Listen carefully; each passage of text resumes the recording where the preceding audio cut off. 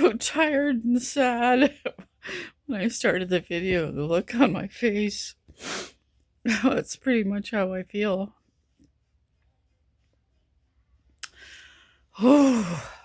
So I tried, um, I tried THC for 2 or 3 weeks before bed. THC gummies, and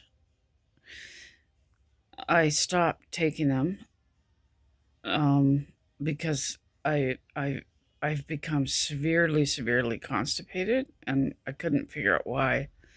I think it's the THC, so I didn't take it. I didn't take it for the past 2 nights, and God, I feel better not taking it, which surprises me. Like that's why we need people around us every day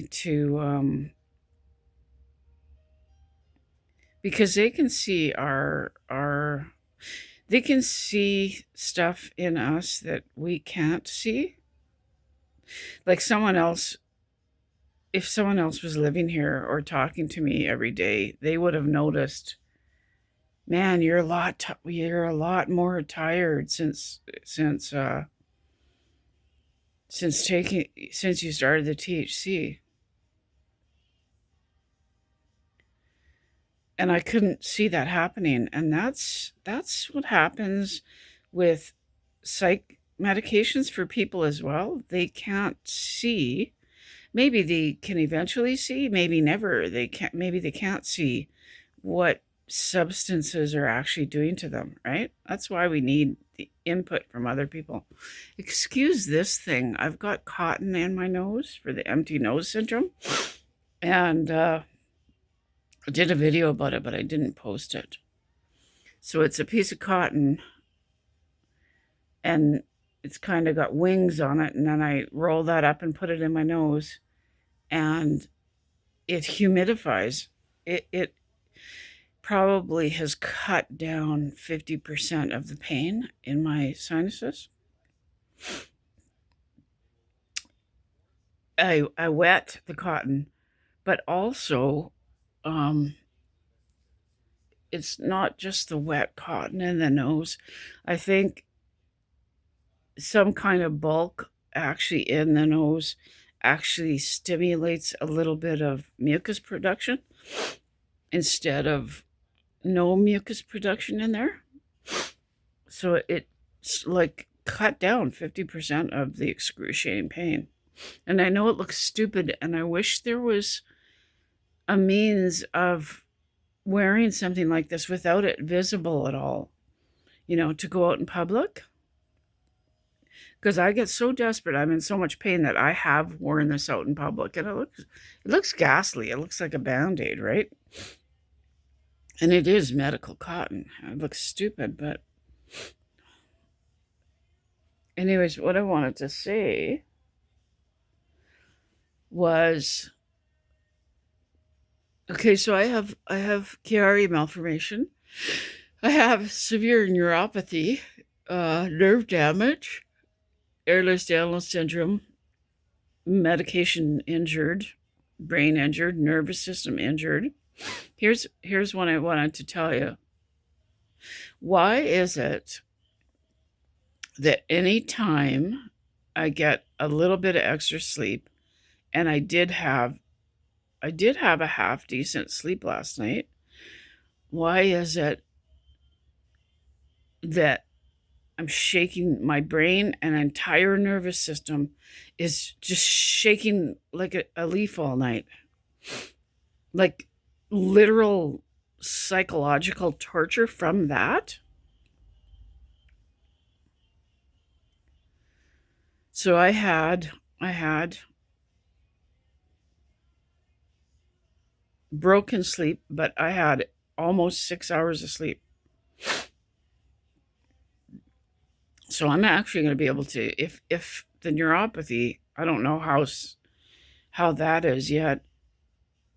If the neuropathy isn't real bad, I'll be able to do a couple things today in the house, a couple productive things. So why is it that whenever I get a bit of extra actual sleep, which hardly never happens, why am I shaking like a leaf nonstop? My brain and my nervous system are and each time I wake up and I'm in that condition, it's all internal, right? It's terrifying. It's like you're trapped in hell. But it's always been that way. Ever in the past 7 years since this medical injury, if ever I get some actual sleep, there's always ways that I'm going to pay for it.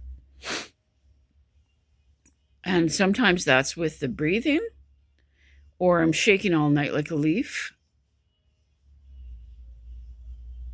There's always a price to pay. So, what I'm going to say next is you're going to think, oh, well, that's why you were shaking all night. It's not, because there's been many other times that I've gotten a bit of sleep and shook all night like a leaf. I took, I get so desperate, I took less than a half a milligram of lorazepam. 5 o'clock in the morning, I'm wide awake, right? No sleep. And I decided to take that out of absolute desperation and to get off the track of the THC that I took for a couple of weeks. I thought, well, maybe I need this push. And you're going to think, oh, well, that's probably why you shook all night, because you took almost a half a lorazepam. No, because it happens whenever I don't take anything else. When I don't take anything.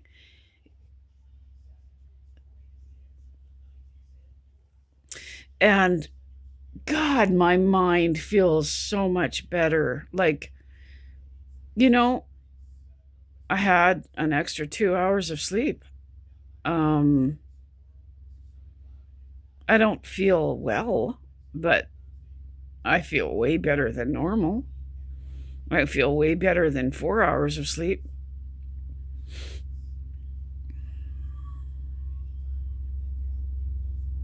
My breathing is damaged.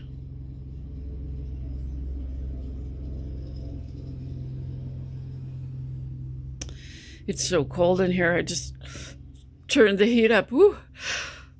Woo. It's freezing in here.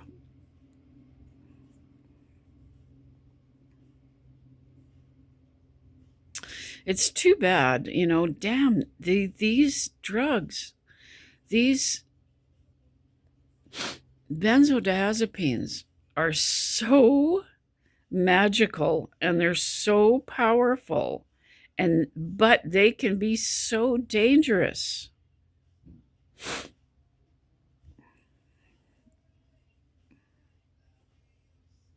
And everybody is just take the drugs. Everybody has no concept of how dangerous these drugs are, except for the people who have almost been killed by them. I have great respect for these drugs because I know they have the potential to take someone's life. I know this. I almost died weaning off of clonazepam and Zopiclone. These drugs are more powerful than anybody can fathom. Unless you've almost been killed by them, you have no proper respect for them. Oh, but I'm just taking a little bit. No, you're not. There is no little bit in the world of benzodiazepines. in the first,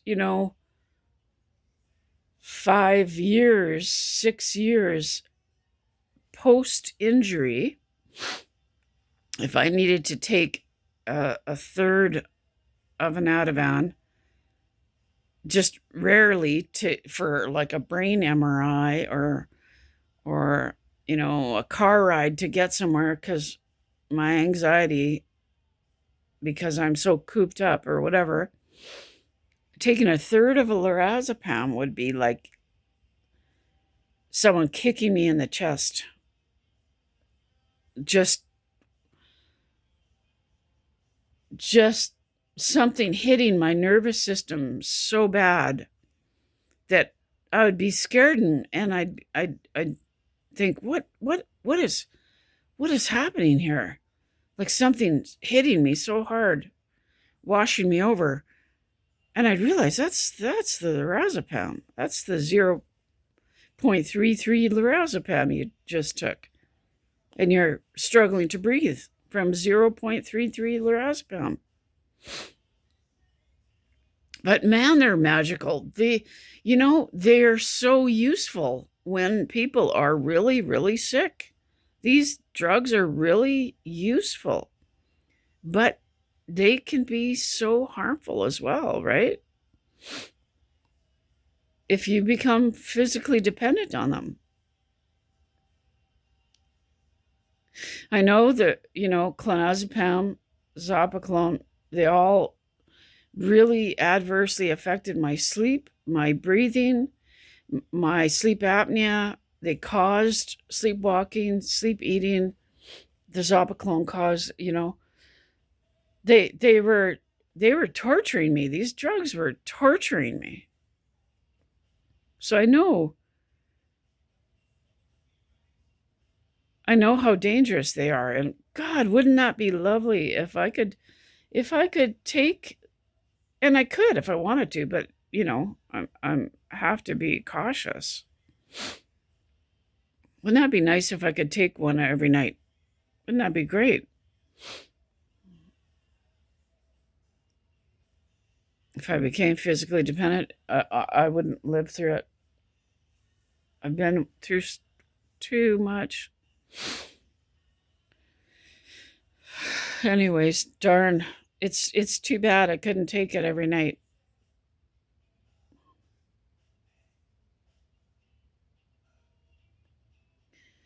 But there's something so crazy making about whenever and I'm guessing that must be the Chiari malformation or nerve damage.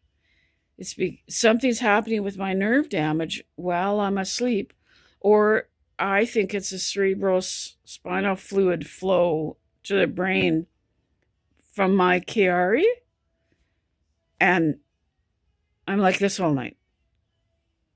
Just faster than that, just like a phone vibrating, It's like crazy making. It makes you crazy in the head all night while you're asleep. You're crazy. And you have to wake up and try to recalibrate your brain and pull yourself out of that crazy vibrating all night, I hope I have a good day. I don't know how strong I am. I have to get dressed and see how much physical strength I have. I have to get to this shoe store a couple miles away because the wet weather and snow is coming, and I've worn the tread off my shoes. So I'm also waiting for my doctor to call in this LDN, low dose naltrexone. Waiting for that call. Anyways, how are y'all doing out there?